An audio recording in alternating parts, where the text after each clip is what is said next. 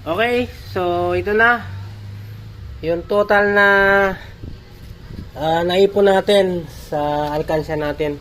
Ayan guys, 10,055 pesos. Diba?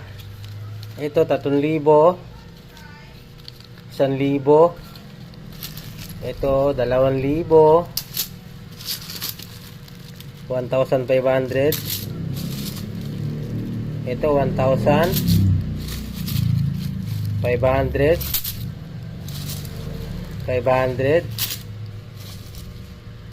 at 500 pesos. Tapos ayan 55. Sakto talaga, may putal pa. Kalain mo yon umabot ng 10,000. Siguro mga 4 months kong inipon to, o nasa 5 months ganun.